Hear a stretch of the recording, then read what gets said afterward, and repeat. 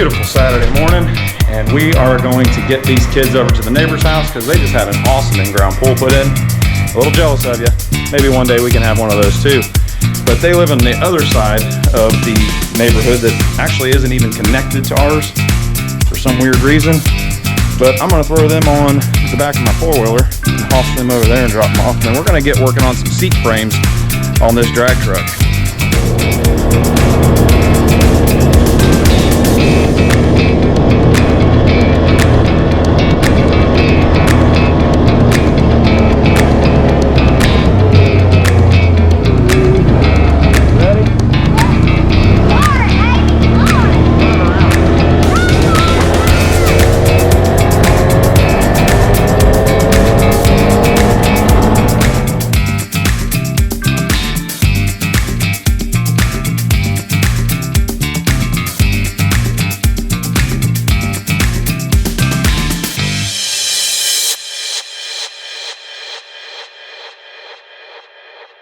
Welcome back, and I know it has been a long time since I have posted the last video, about a month to be exact, but I've had a lot of work traveling plus family vacation and everything going on, and just kind of decided to take just a little hiatus to try to get a lot of things in life in general caught up.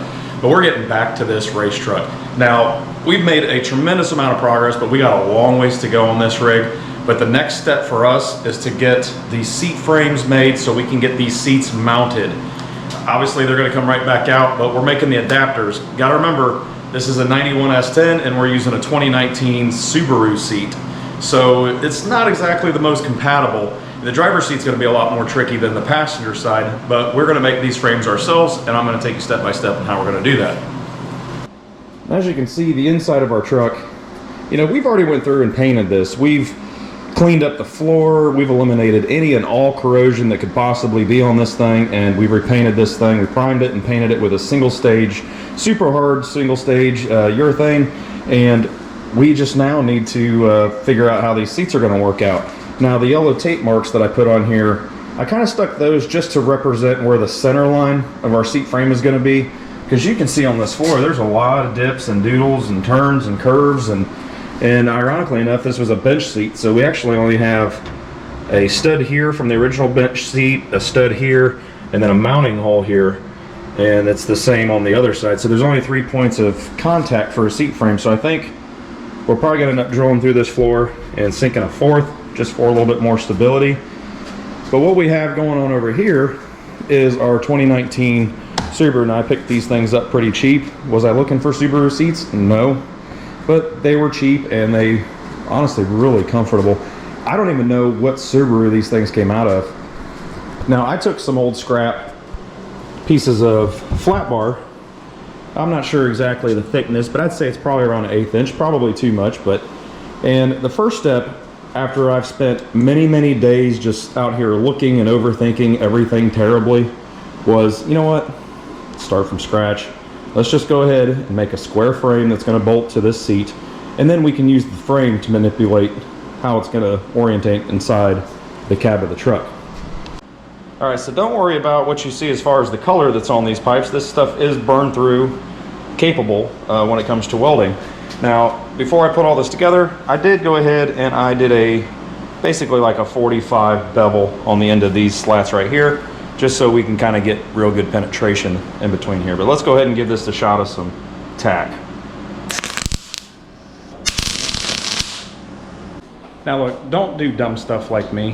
When you're doing this kind of welding and fabrication, wear the proper PPE.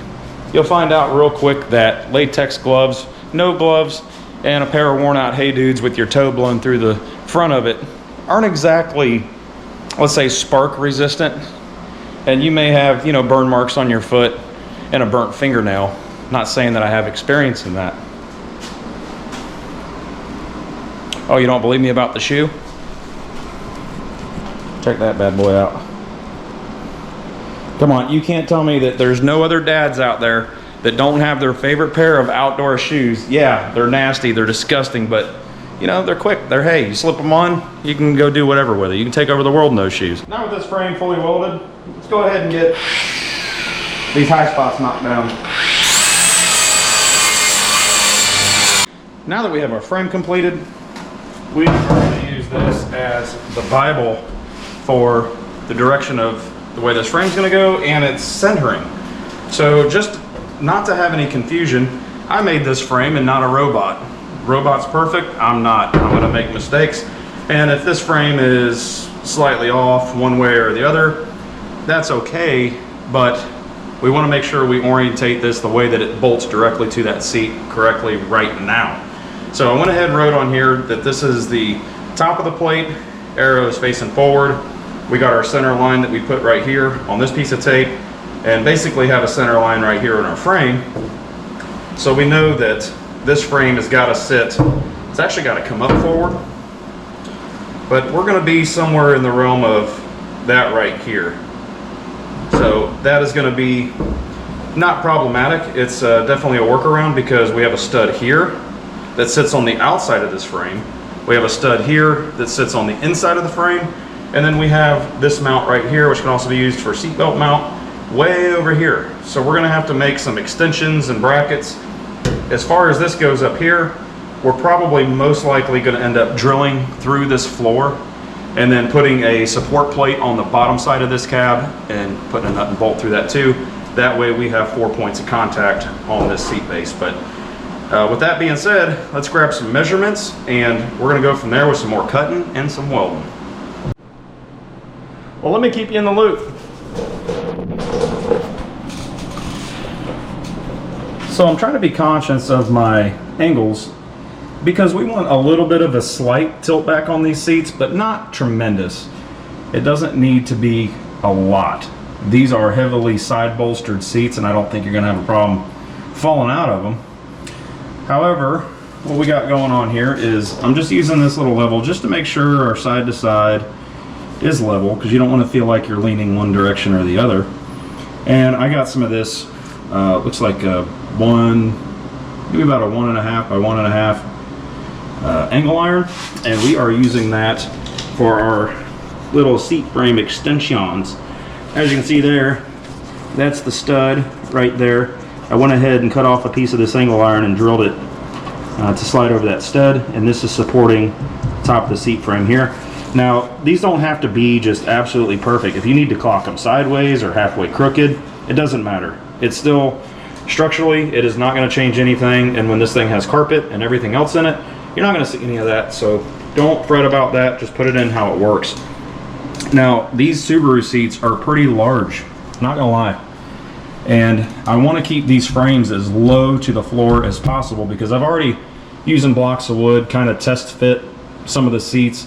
And I felt like if I go up too high, my legs are going to be in the steering wheel because I'm not changing any of that. Not at this point of this truck's life. Not at this stage of the game. It's just not going to get it. So I'm going to try to set the geometry of these seats just as good as I possibly can. No, there is not going to be no track sliders. You're not going to be able to move your seats up, forward, or any of that stuff. Where they sit is where they're going to be. You're either going to be tall enough or just can't drive it, or you're too big for it. That's one thing that would make an extended cab a little bit nicer. You'd have a little bit more room to play with all of this, but this is what we have, and we're happy to have what we have. But we're going to continue on making this adapter. My next one's going to be this one right here. I got this piece of angle just kind of holding it up, and I gotta say that just it sitting there has this actually dead smack level, right dead smack in the middle where we want to be. So our side to side looks really, really good, and I think we're just going to leave that. One issue is here. This is where the seat frame bolt is going to go through, and I think my plan for this is I think I'm going to take one of those bolts and I'm going to run it through here, and I'm going to make a stud, and I'll just put a nut through the seat on the inside to fasten that down, and we'll come over here and make another stand, you know, frame to hold it here. It can just sit on there. I don't think it's going to hurt anything, but since we'll never be able to get a nut or a bolt on the bottom side of that, making a stud I think is going to create that solution for us.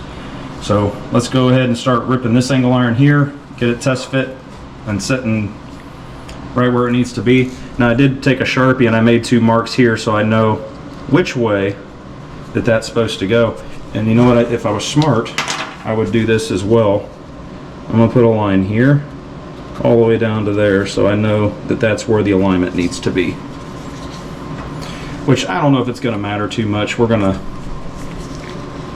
probably just go ahead and tack all this stuff.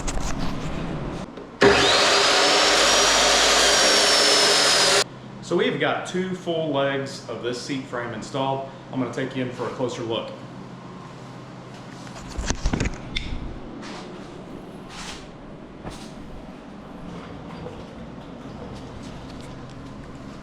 So keep in mind, all of this is for an S10. A lot of this theory is going to cross over to many other brands, but we're going to use this ledge. We're going to keep that bar flat on there. I got an idea what we're going to do with that still. But as you can see, 2 of our 4 corners, we officially have our stand leg here fully welded. It's drilled. The factory stud is poking through there. And the same over here. This one is probably about, I'd say, 1 inch to 1 3/4 inches longer than this one, just because of the way this divots down and whatnot. So you kind of got to get a little creative, and the little pieces of steel and stuff like that that you get laying around, all that's handy. You know, that kind of sets up the frame for this. And now that we have that side resting, this side fully standing where it's going to be, and this one standing where it's going to be, now we don't need any of that stuff. We can kind of toss that off to the side. And the only thing left that we got to do aside of that is we're going to go ahead and make our angle iron for that to go straight down, and it's going to go across, so I can put a bolt in that 3rd hole on that side. And then this side, we're going to end up drilling that and putting a backing plate up through the cab floor. So let's get after that. So we are almost completed with this passenger side seat frame adapter. If you haven't went online and looked for these seat frame adapters yet for an S10, I think they're made for a couple different specific seats, but even then it says it's not guaranteed it's an exact fit. They can be anywhere from $100 to $150 a piece. So making 2 of these ourselves definitely save us a ton of money. And again, our end goal on this truck is, can we make this thing what we want it for under $10,000, and that was with the price of the truck included. And currently, we only have about a $2,500 window to wrap this thing up. So we got to start getting really creative and doing as much DIY as we can. So I think these seat frames are going to work just fine. Now you're seeing this goofy little step down right here and this goofy little angle here. Don't worry about that. I'm going to fully weld this. We're going to clean it up. You're going to see what it looks like. So we finally have the 3rd leg of this seat frame fully welded and cleaned up. And I'm going to show you what I did just to make it a little bit more tasteful. So since this leg has a little bit of a jog in it, and I do know that on the seat frame adapters that you can buy for these S10s, they don't have this. They have it coming in at a different angle, and it's going in, and it honestly doesn't even look like it fits an S10, but I'm not judging because I don't have one of those. But I'm sure that those seat frame adapters that they have is going to make you drill 2 extra holes, and we do it this way, we only have to drill 1 extra hole. But this was a solid, you know, rectangle piece, and you can see where I kind of cut this off of it. Not that it really matters that much. It's going to be under a seat and carpet, and you won't see it very much, but you know, just have a little bit of tastefulness in your work. But that's going to look pretty good under there. Let's go ahead and get this thing set in there for a test fit.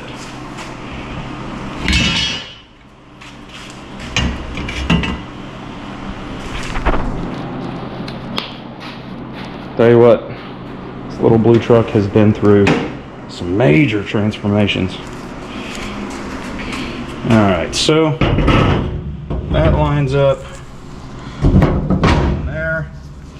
That one lines up in there.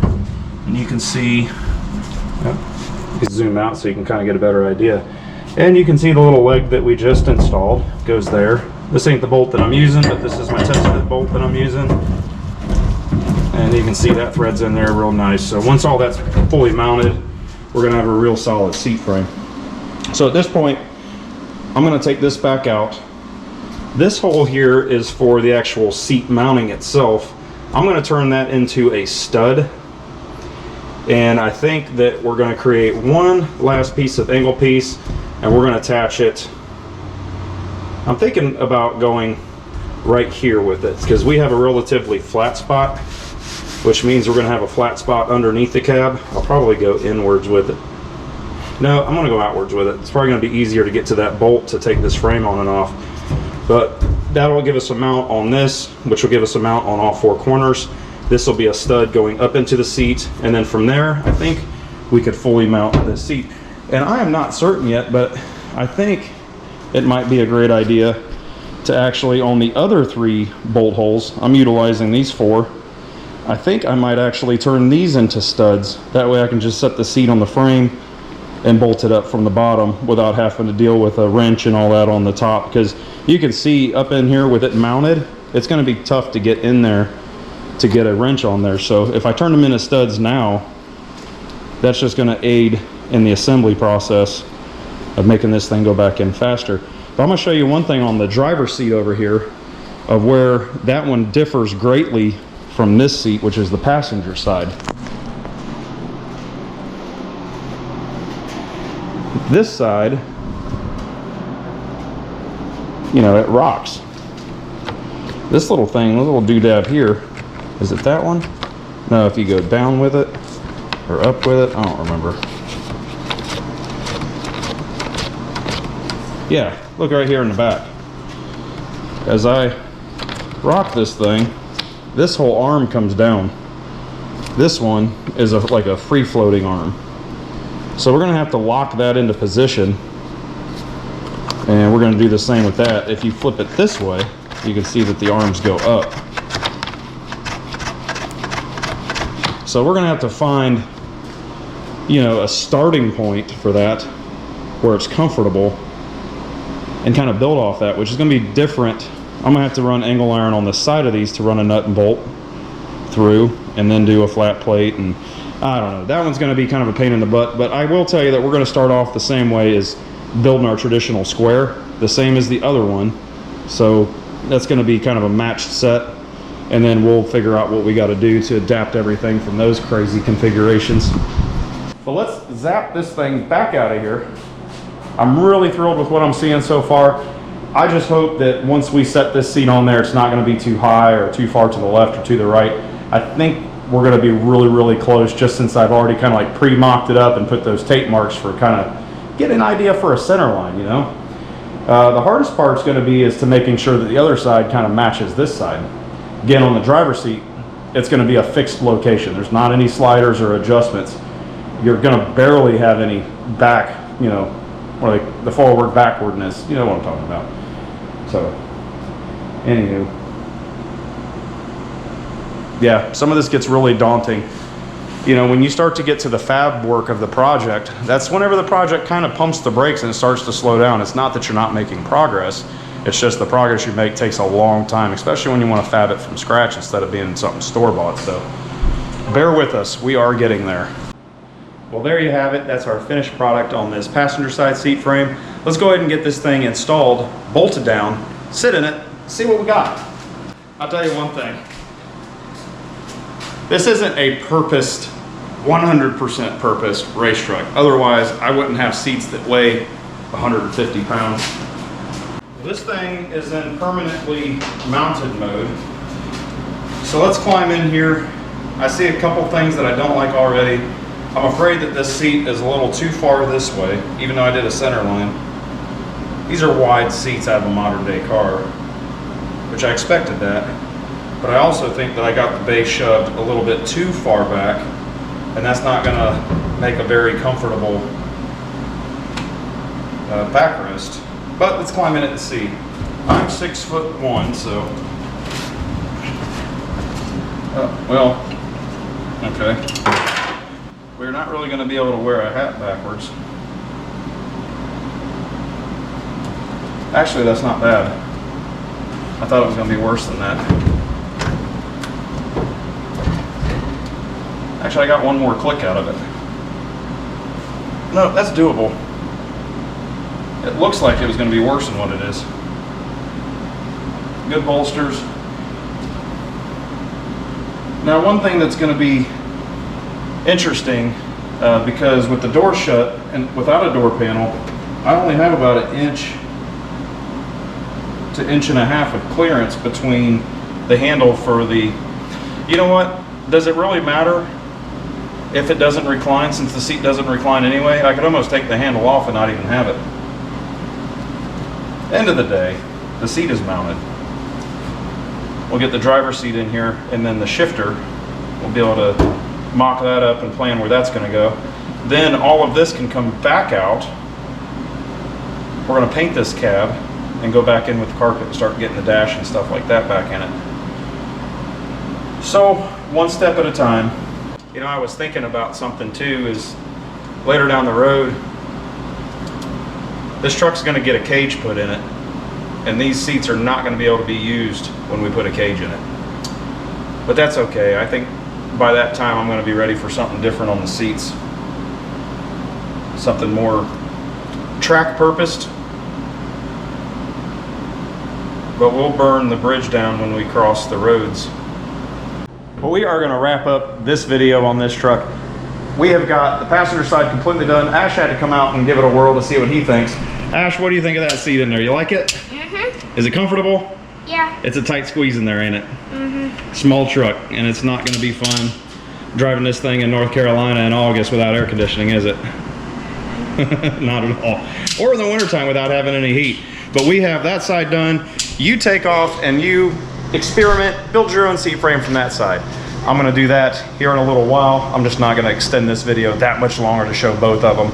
I'm gonna get creative. You guys get the idea of what we're doing here, just to save a little money. Now, one thing we have done kind of off camera over the past few weeks, just kind of picking at it here and there, is we had to modify our forward turbo header. A lot of you guys run into this where the steering shaft has a tendency to not want to clear. Well, this one is no different. So I did buy the steering shaft that has a smaller diameter joint, basically just like, you know, U-joints at the front and the bottom and whatnot and all that.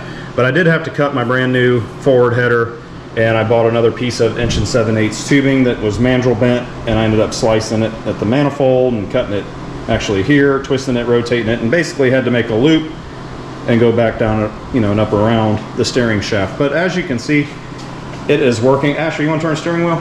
Can you reach it and just kind of wiggle it back and forth? As you can see, it goes right through the header, and we have clearance all the way around. Now, we are going to be wrapping these headers in some header tape, try to keep the engine bay temps down a little bit, but that's all we got for now. So we got brakes down, we got steering down, we have exhaust down. Well, half of the exhaust. We still have to do the turbos and all that other stuff. But from here on out, we're going to build this other seat frame. We're going to go ahead and lay our LS wiring harness where it's going to go. We're going to kind of like lay it out, place everything where it's supposed to be, because we are going to have to drill about a, I think, 1.5 to 2 inch hole in the firewall for the grommet to go through to get all that wiring to the inside of the cab. So that's going to be next. And then we're going to work on getting these fenders and this entire cab under paint, so we can kind of remove all the masking tape and start going in with interior, dashboard, and all that good stuff. So we want to thank you for watching, and please like and subscribe. And we have tons more videos coming. We're going to do an update on the chicken coop, which you'll see what I'm talking about. But until next time, we'll see you later.